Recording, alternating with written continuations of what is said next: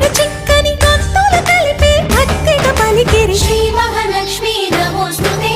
శ్రీ మహాలక్ష్మీ నమోస్తుతే శ్రీ మహాలక్ష్మీ నమోస్తుతే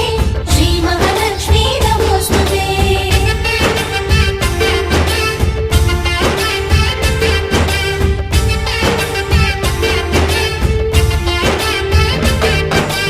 నిద్దురలేవమ్మా